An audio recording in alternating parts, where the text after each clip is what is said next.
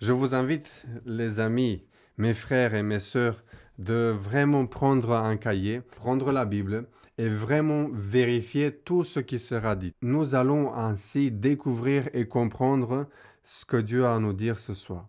Galates chapitre 5, verset 18, on va commencer à lire Galates chapitre 5, verset 18 et nous dit cela. Si vous êtes conduits par l'Esprit, vous n'êtes point sous la loi. Nous avons vu hier qu'est-ce que signifie être sous la loi.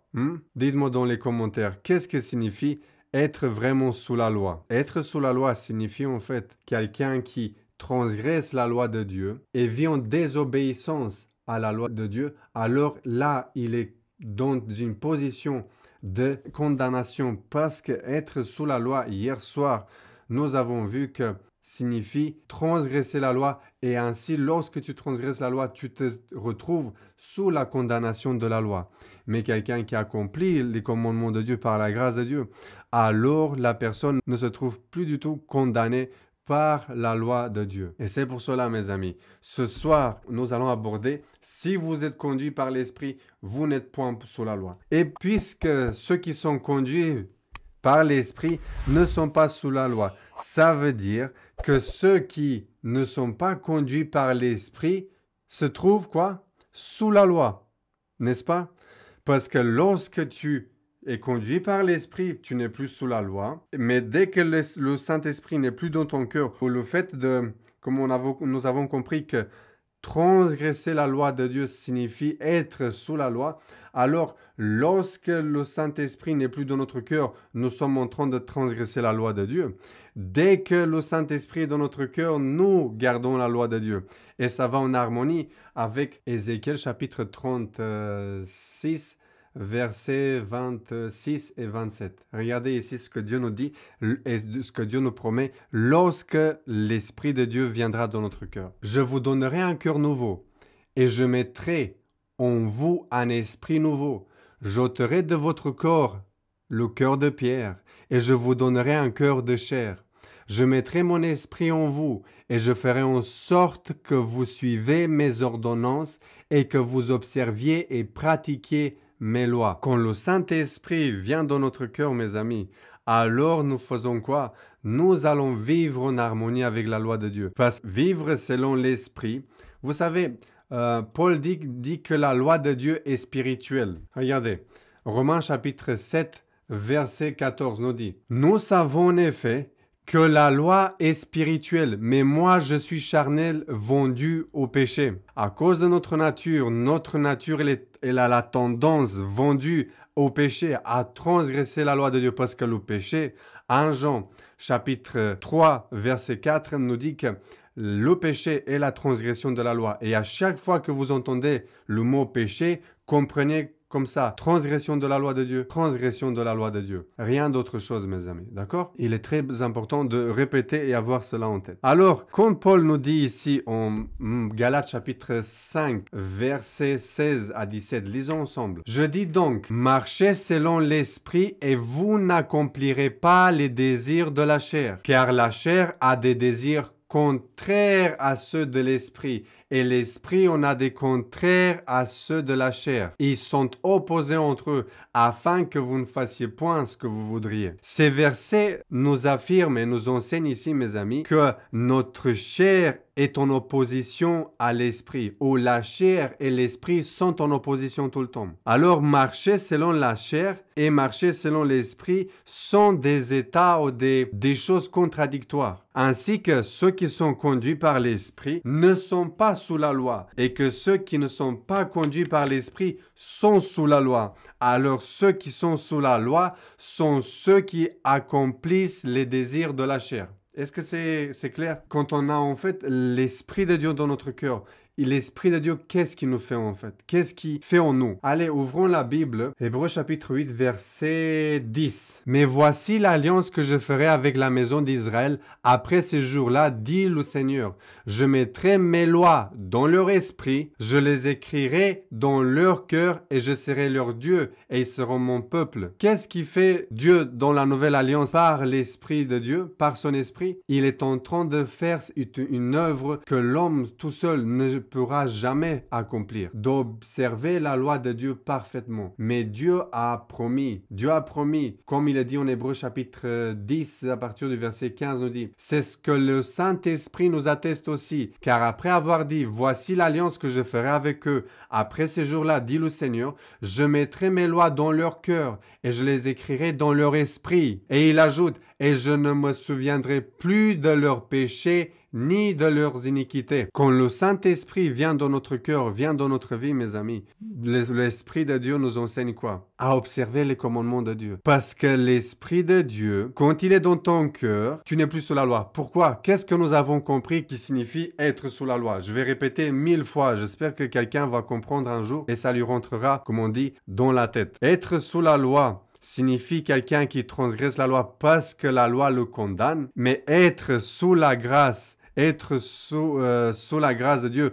conduit par l'Esprit de Dieu, est quelqu'un qui vit en harmonie avec la volonté de Dieu qui est manifestée dans les 10 commandements. Et maintenant, quels sont les fruits ou le résultat plus concret lorsque l'Esprit nous habite? Bonsoir à tous ceux qui viennent sur le live, soyez bénis. À la fin du live, on pourra prendre le temps d'échanger, de répondre à vos questions plus directement. Mais je vous invite surtout de vraiment réfléchir à ce que nous sommes en train d'étudier, vérifier, prendre la Bible de vous-même et vérifier que tout ce que je dis est écrit dans la Bible. D'accord? N'acceptez pas que les personnes viennent vous raconter leurs opinions, leurs conclusions qui sont en opposition avec la Bible. C'est ça qui m'attriste aujourd'hui. Je vois des pasteurs, des prêtres qui prêchent l'évangile et disent tellement de choses, mais ils n'utilisent aucun verset biblique. Ne vous laissez pas impressionner et ne soyez pas, comment dire, crédules à tout ce qu'ils racontent parce qu'il a le badge ou il a le diplôme de pasteur, de prêtre, d'évangéliste ou qui que ce soit d'autre. Non, mes amis. Soyez des hommes comme les Béréens. Vérifiez chaque jour avec les Écritures si ce qu'on vous dit est exact. Amen. Galates chapitre 5, verset 19. Lisons la Bible en Galates chapitre 5, verset 19 jusqu'au verset 21. Maintenant, ce qu'on va voir, ce sont les œuvres de la chair. D'accord? Lorsque nous vivons selon la chair, parce que tout à l'heure, on vient de lire en 5, 18 que ceux qui vivent selon l'esprit ne sont point sous la loi. Et après, il dit, verset 17, car la chair a des désirs contraires à ceux de l'esprit, et l'esprit en a des contraires à ceux de la chair. Et ils sont opposés entre eux, afin que vous ne fassiez point ce que vous voudriez. Et maintenant, on nous dit, quelles sont les œuvres de la chair, ou les fruits de la chair? Galates chapitre 5, verset 19 nous dit, or les œuvres de la chair sont manifestes. Ce sont quoi? L'impudicité. C'est quoi l'impudicité? La transgression du 7e commandement. L'impureté, la dissolution, l'idolâtrie. Qu'est-ce qu'est l'idolâtrie? C'est premier et deuxième commandement, d'accord?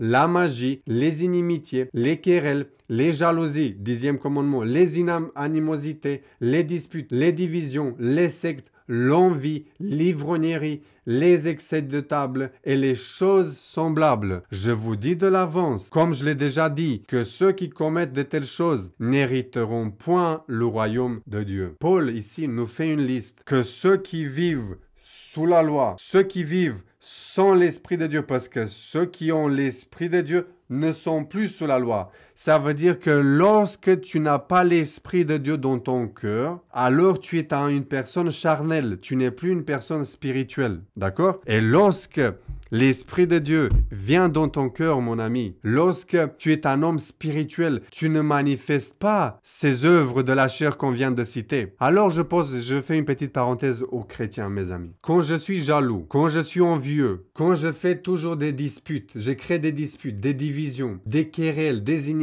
animosités, est-ce que je peux dire que je suis né de nouveau? Est-ce que je peux dire que le Saint-Esprit m'habite? Parce qu'aujourd'hui, malheureusement, il y a des personnes qui disent « le Saint-Esprit m'habite. J'ai Jésus-Christ dans ma vie. Je suis Jésus-Christ. » Mais lui, il a les œuvres de la chair dans sa vie. Ça se voit dans sa façon de parler, dans la façon de s'exprimer, dans la façon d'agir, dans ses œuvres. Ça se voit. Ce n'est pas un mauvais jugement que je suis en train de juger les intentions de la personne. Non, Jésus-Christ dit « jugez pas selon l'apparence, mais selon la vérité. » Et la vérité, c'est quoi? C'est ce que tu vois et ce que tu entends. Ça, c'est une science, et je pourrais dire, une science exacte dans ce domaine. Ok? On ne peut pas servir de maître, tout à fait. Mais maintenant, voyons quel est le fruit de l'esprit.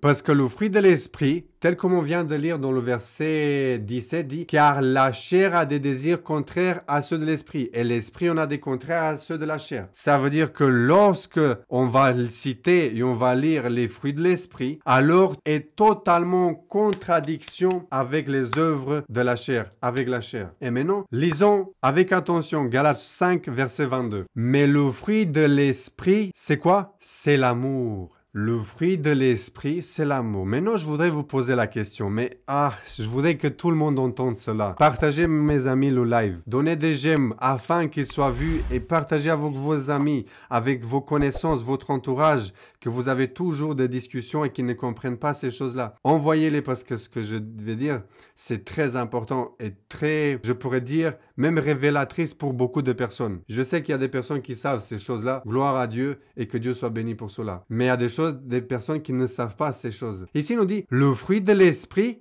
c'est l'amour. Maintenant, je voudrais vous poser la question. C'est quoi l'amour? Parce que nous dit que lorsque l'esprit vient dans notre vie, et j'avais fait une vidéo il y a quelques jours par rapport aux graines que nous on sème, qui est un symbole de la parole de Dieu en Luc chapitre 8, verset 10 ou 11, si je ne me trompe pas. Jésus-Christ dit la semence de la parabole est la parole de Dieu. Et lorsque la parole de Dieu vient dans mon cœur, doit apporter des fruits tels comme la semence du semeur a été jetée dans la terre et ça a apporté des fruits comme dans mon jardin. Je commence à voir déjà des petites pois, je commence à voir des betteraves, je commence à voir de la salade, des pommes de terre, des fraises. J'ai pas filmé dans la vidéo, j'ai oublié de filmer les fraises, toutes ces choses-là, les tomates, ça apporte des fruits. Et lorsque l'Esprit de Dieu vient dans notre cœur, qu'est-ce qui se voit dans notre vie? L'amour. Êtes-vous d'accord avec moi que tout ce qui arrive dans ce monde aujourd'hui est un résultat du manque de l'Esprit de Dieu dans le cœur des hommes, des dirigeants des pays? Dites-moi, n'est-ce pas? Parce que l'amour ne fait point de mal à son prochain. L'amour ne fait point de mal à son prochain. Et vous allez me dire, où est-ce que c'est écrit cela? Et maintenant, dans le même endroit où il est dit que l'amour ne fait point de mal au prochain, de la même façon la Bible va nous définir qu'est-ce que c'est l'amour. Et nous allons voir que lorsque nous avons l'Esprit de Dieu, le premier fruit qui est cité ici, c'est l'amour. Et après, on va continuer. Romains, chapitre 13, verset 8 et au verset 10. Regardez ici. Romains 13, verset 8 au verset 10. Lisons ensemble. « Ne devez rien à personne, si ce n'est de vous aimer les uns les autres. Car celui qui aime les autres a accompli la loi. » Et quelle loi? De quelle loi tu parles ici, Paul? En effet, les commandements, tu ne commettras point d'adultère, tu ne tueras point, tu ne déroberas point, tu ne convoiteras point. Et ce qu'il peut encore y avoir se résume dans cette parole. Tu aimeras ton prochain comme toi-même. Verset 10. L'amour ne fait point de mal au prochain. L'amour est donc l'accomplissement de la loi. Amen. Amen. Qu'est-ce qui fait l'amour? L'amour ne fait point de mal au prochain. Mais qu'est-ce qu'autant fait de l'amour? L'amour est donc l'accomplissement de la loi. Alors lorsque tu as l'Esprit de Dieu, le premier fruit c'est l'amour. Mais l'amour, de point de vue concret, ce n'est pas un sentiment. Ah, j'ai tombé amoureux de toi, t'es tellement belle, t'es tellement beau. Ah, j'ai comment ça s'appelle ça? Des papillons dans le ventre pour toi. Les gens pensent que c'est ça l'amour, mais non, c'est pas ça l'amour. L'amour n'est pas un sentiment d'excitation. L'amour, selon la Bible, est un principe. Parce que parfois, j'ai entendu des personnes dire « Ah, je t'ai menti parce que je t'aimais. » Ou « Je t'ai tué parce que je l'aimais, je voulais pas le voir souffrir. » Quoi? Non. La Bible dit que lorsque tu aimes, tu accomplis la loi des 10 commandements. Parce que dans la loi des 10 commandements, on nous dit « Tu ne commettras point d'adultère, tu ne tueras point, tu ne déroberas point. » Et tous les autres 10. Paul n'a pas continué de citer les autres, mais nous pouvons les continuer. Alors, lorsque l'Esprit de Dieu vient dans notre cœur, l'Esprit de Dieu, le fruit de l'Esprit, c'est que nous ne soyons plus sous la loi, mais lorsque tu n'es plus sous la loi, en fait, tu es sous la grâce. Pourquoi? Parce que l'Esprit de Dieu te fait, et il écrit sur ton cœur, les tables de ton cœur, la loi de Dieu, mes amis. La Bible, elle est magnifique, et elle est très harmonieuse. Si on la lit avec attention, et on est guidé par l'Esprit de Dieu. Il faut juste lire la Bible. Et l'amour, dit, mais le fruit de l'Esprit, c'est l'amour, la joie, la paix. Dites-moi, mes amis, si les personnes feraient attention à la loi de Dieu, dites-moi, est-ce qu'on entrerait dans les guerres aujourd'hui? Regardez le secret de la paix. Est-ce que tout le monde cherche aujourd'hui la paix? Regardez ce que Dieu donne comme solution à tous ces problèmes-là. Il donne la solution, c'est quoi? De recevoir l'Esprit de Dieu dans notre vie, dans notre cœur. Et dès que l'Esprit de Dieu habite en nous, le résultat, c'est quoi? C'est l'amour, c'est la joie, la paix, la patience, la bonté, la bénignité, la fidélité. Verset 23, la douceur, la tempérance. La loi n'est pas contre ces choses. La loi n'est pas contre ces choses. Pourquoi n'est pas contre ces choses? Parce que ce sont les fruits de la loi. En fait, la loi a été définie par ses traits de caractère, par ses fruits. C'est pour ça que la loi n'est pas contre ces choses, mais elle est pour ces choses. Parce que la loi défend ces choses et elle nous enseigne à accomplir ces choses, mes amis. Comment nous pouvons dire que lorsque nous obéissons les commandements de Dieu, nous sommes sous la loi? Totalement faux. Tu es sous la loi lorsque tu transgresses la loi. Parce que le syntagme, l'expression sous la loi signifie être sous la condamnation de la loi. Pourquoi? Parce que tu as transgressé la loi de Dieu. On avait vu ça hier soir. Et pour tous ceux qui n'ont pas regardé le live hier soir, je vous invite d'aller sur la page sur TikTok. Ceux qui regardent, j'ai la page, le lien qui va vous diriger vers la page de YouTube et vous allez pouvoir revoir le live d'hier soir qui parle de est-ce que nous sommes sous la loi ou pas. Et ce soir, on aborde surtout Galates chapitre 5 verset 18 qui est un argument apporté par les personnes qui sont sous la loi et ils l'utilisent pour défendre que eux ne sont plus sous la loi et que ceux qui gardent le sabbat, les commandements de Dieu, seraient sous la loi. Quand la Bible dit non, quand tu es conduit par l'Esprit, tu n'es point sous la loi. Et lorsque l'Esprit de Dieu vient dans ton cœur, apporte des fruits. Et quel est le fruit?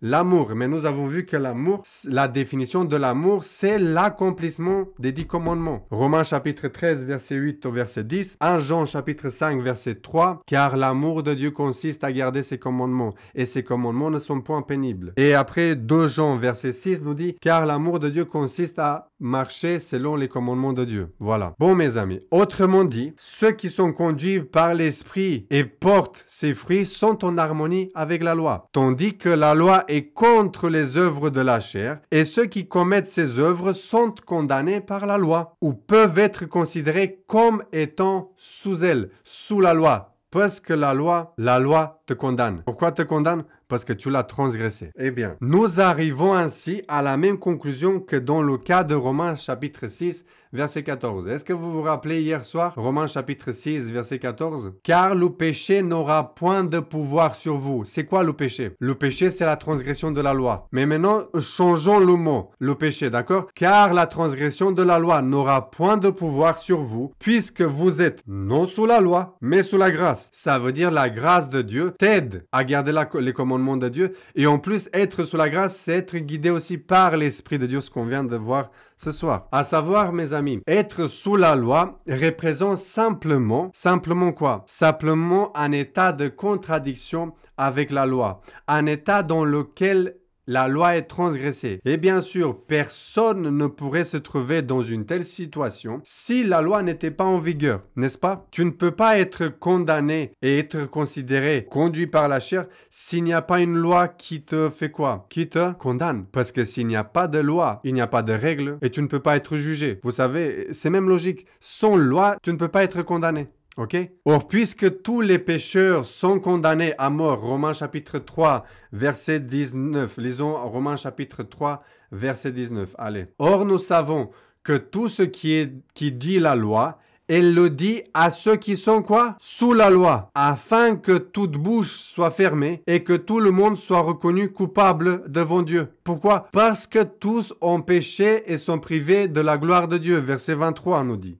D'accord? Pourquoi? La loi dit contre ceux qui sont sous la loi. Est-ce que...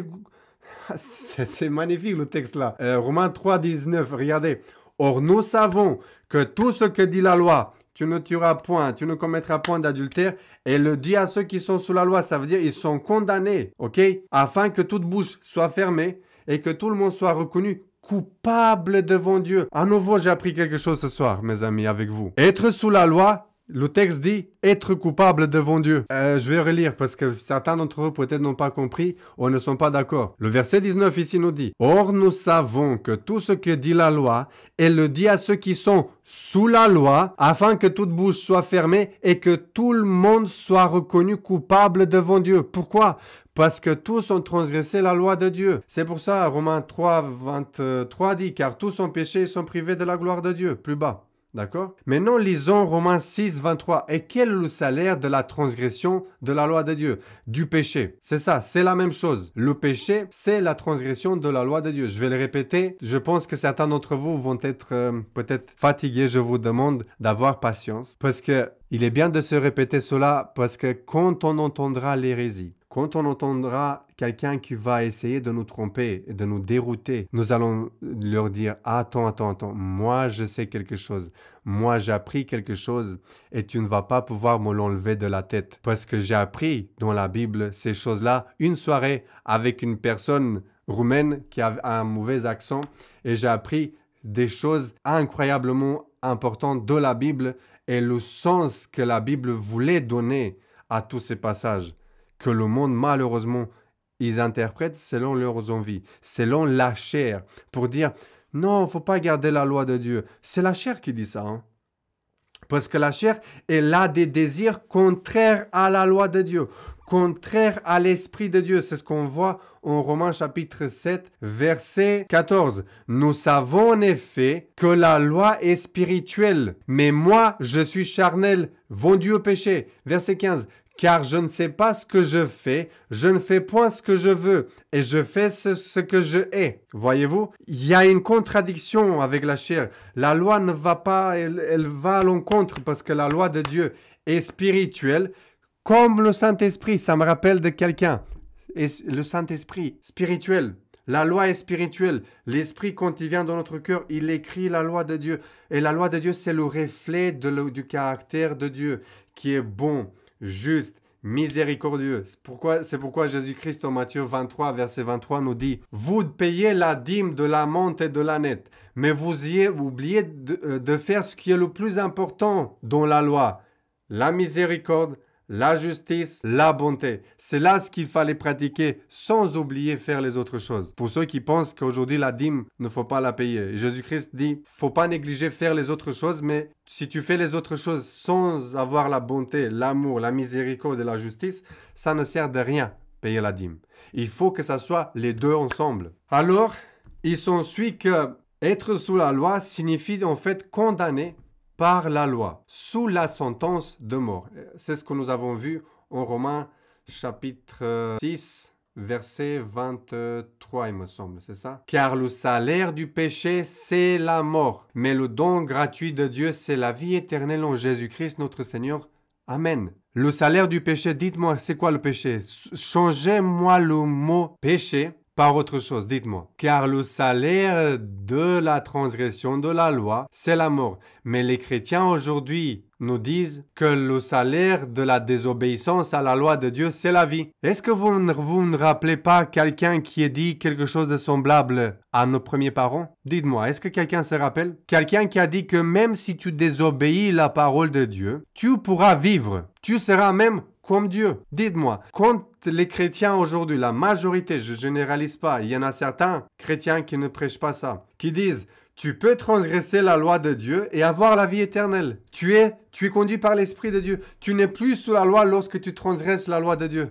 Est-ce que vous n'entendez pas la même prédication que le serpent dans l'Éden, que Dieu dit à Adam et Ève: le jour que tu en mangeras de cet arbre de la connaissance du bien et du mal, tu mourras.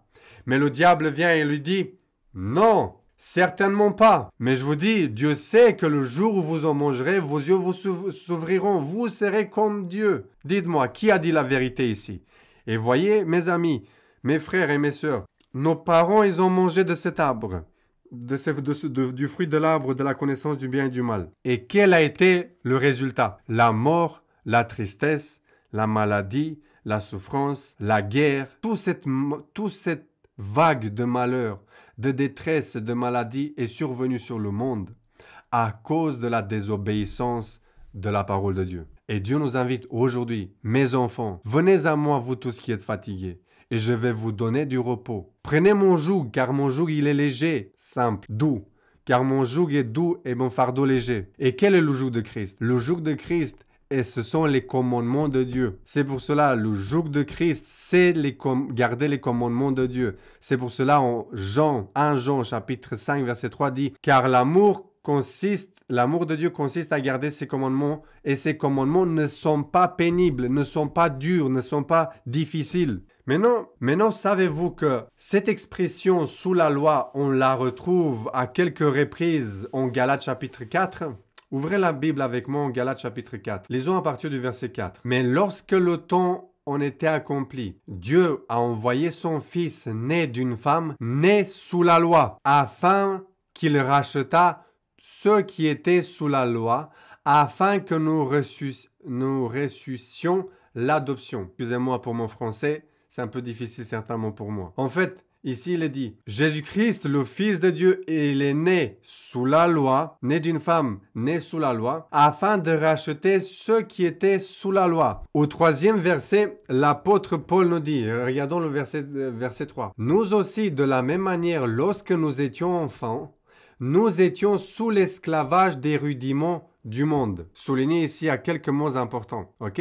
L'apôtre Paul nous dit ici que lorsque nous étions enfants, d'accord, et asservis aux rudiments du monde, ça marque un changement. Dieu a envoyé son Fils pour sauver ceux qui étaient sous la loi. Nous dit la suite. Nous devons alors nous attendre naturellement à être sauvés de l'esclavage dans lequel nous sommes. L'esclavage de quoi? Verset 3. L'esclavage des rudiments du monde. D'accord? Au 5e verset, il nous est dit que nous sommes sauvés de l'esclavage de la loi. Donc, asservis aux principes élémentaires du monde et sous la loi sont des expressions équivalentes. D'accord? Regardez, on va relire à nouveau. Nous étions esclavages des rudiments du monde. Après, verset 5, quand on lit « afin qu'il racheta ceux qui étaient sous la loi, afin que nous ressuscions l'adoption ». Voyez le parallélisme. Ici, le verset 3 nous dit « nous étions esclavages des rudiments du monde », mais les rudiments du monde, dans le contexte de Dieu, dans la Bible, est un synonyme d'être sous la loi. Dites-moi combien d'entre vous ont compris cela. Et après, quand on lit Galates 4, juste quelques versets plus loin, lisons quelques versets plus loin au verset 9. « Mais à présent que vous avez connu Dieu, ou plutôt que vous avez été connus de Dieu, comment retournez-vous à ces faibles et pauvres rudiments auxquels de nouveau vous voulez vous asservir encore? En fait, par implication, ça veut dire, et nous pouvons comprendre qu'il risque de revenir dans l'état à lequel il se trouvait auparavant. N'est-ce pas? Parce qu'ils veulent retourner où ils étaient. Et maintenant, je vous pose la question. Quel est cet état dans lequel ils étaient autrefois? Dites-moi. Merci de partager et de tapoter le live. Que Dieu vous bénisse. Que ce live et cette vérité qu'on étudie ce soir soient partagés à plus de monde possible. Que Dieu vous bénisse. Et n'oubliez pas, mes amis, ces choses que vous faites ne sont pas pour moi. Partagez une vidéo, donnez un j'aime, peut-être même un commentaire dans le bon sens. Ça fait que l'algorithme va calculer mieux et la vidéo, le live va être diffusé plus et plus visible. C'est ça l'idée. L'idée, elle est très simple, mes amis. C'est gratuit. Faites cela si Dieu vous le peut, tout en restant concentré à ce qui est dit. Parce que je préfère plutôt ne pas tapoter, mais au moins que vous compreniez ce qu'on dit. C'est très important. Galates chapitre 4, verset 8 nous dit « Regardons quels étaient les rudiments ou les coutumes ou les faibles et pauvres rudiments qu'ils vivaient auparavant, les personnes qui, ici dans le verset 9, disent qu'ils voulaient retourner ou qu'ils étaient sur le chemin de retourner à ces faibles et pauvres rudiments. » Le verset 8 nous donne la réponse. « Autrefois, dans un passé, ne connaissant pas Dieu, vous serviez dans le passé, vous serviez des dieux qui ne le sont pas de leur nature.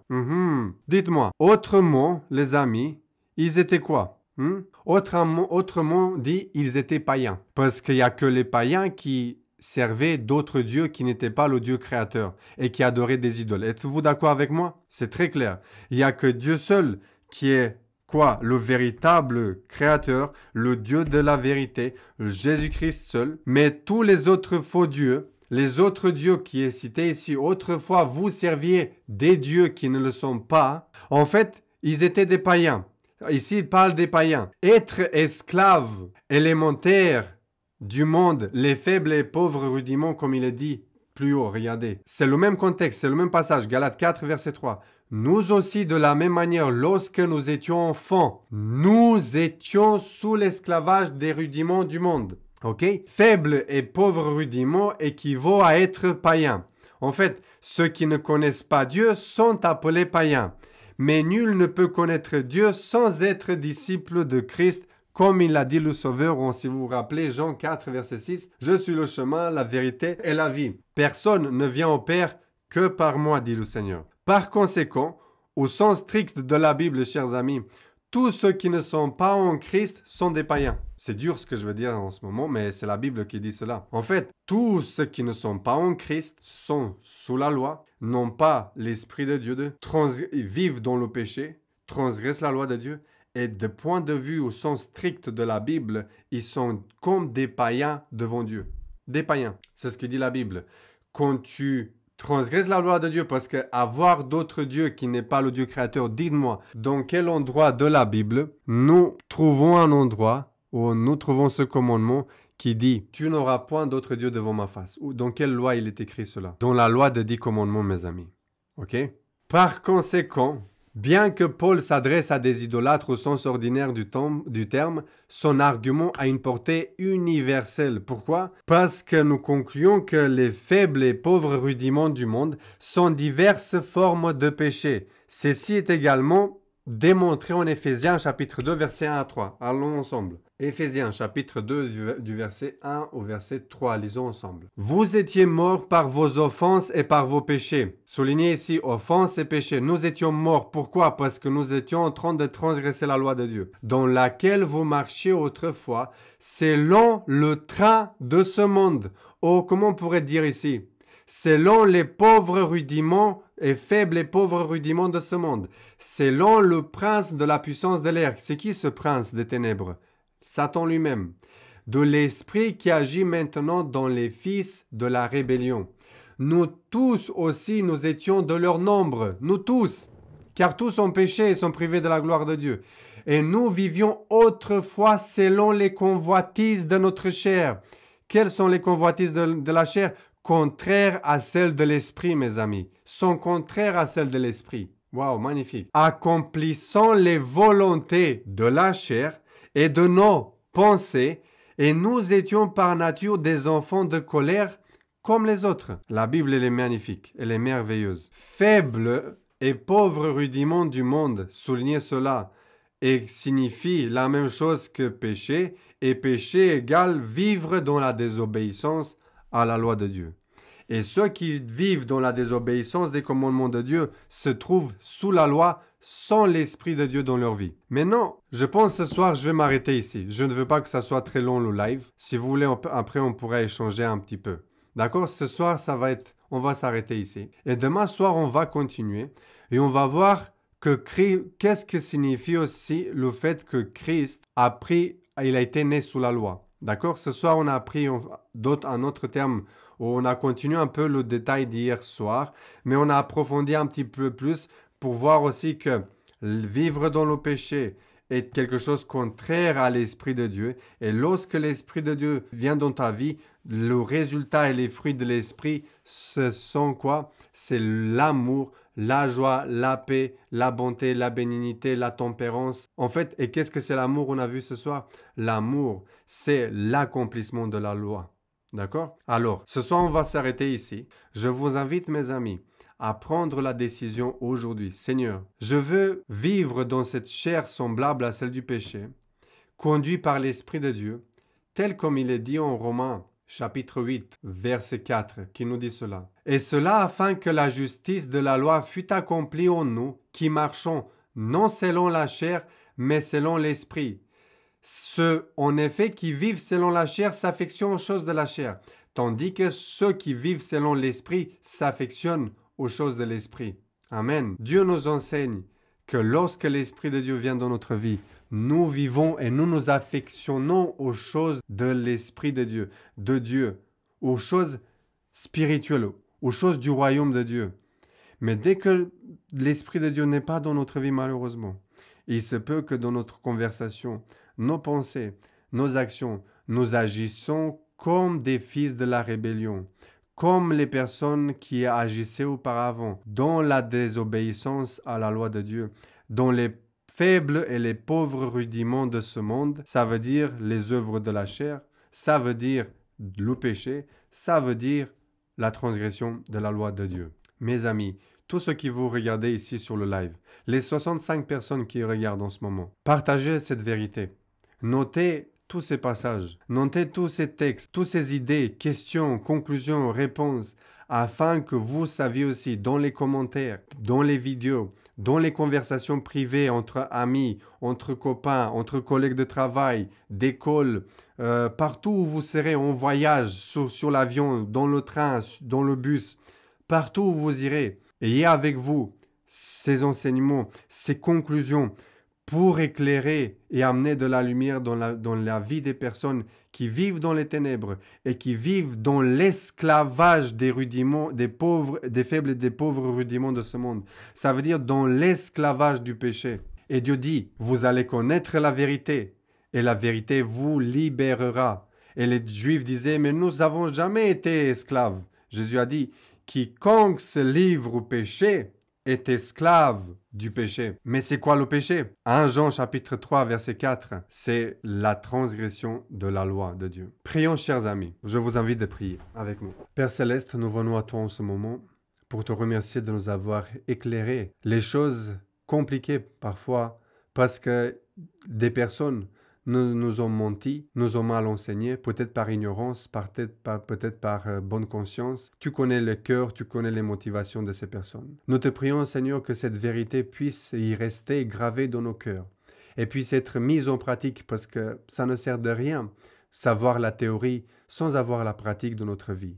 Fais, Seigneur, que le fruit de l'esprit, l'amour et la paix, la joie soient visibles dans notre vie par nos pensées, nos paroles et nos actions. Je te prie pour tous ceux qui regarderont un jour ce live. Fais, Seigneur, et tous ceux qui sont sur le live en ce moment, bénis-les là où ils se trouvent, bénis leur famille, bénis leur cœur, leur âme, afin qu'ils trouvent du repos en Christ, afin qu'ils trouvent de la joie, la bénédiction et les libérations d'être sous la loi, sous la condamnation de la loi, mais qui vivent maintenant, à partir de maintenant, nous vivions tous en harmonie avec la loi de Dieu. Ô Seigneur, garde-nous de tout péché, de toute chute, et aide-nous, Seigneur, à que notre amour ne se refroidit pas à cause de la multiplication des iniquités qu'il y a dans le monde, mais que nous persévérions jusqu'à la fin, afin que nous soyons sauvés, nous, notre famille, et tous ceux que nous aimons et tous ceux que nous entourent. Nous avons, Seigneur, une pensée pour les personnes qui se trouvent dans les guerres, au milieu des conflits.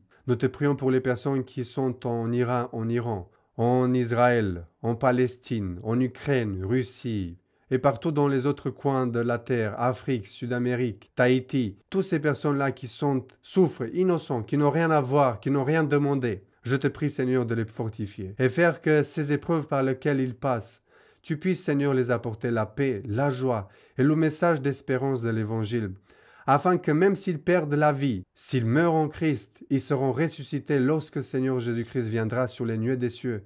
Et il vient bientôt, il est à la porte, prêt à venir. Il attend juste que nous soyons prêts, il attend juste que son épouse, son Église, soit juste, parfaite, irrépréhensible et sans tache, mais glorieuse et parfaite. Ô Seigneur, rends-nous, purifie-nous de toute souillure et de tout péché. Car nous t'avons prié cela au nom de Jésus-Christ et par ta gloire et pour ta gloire. Amen. Amen.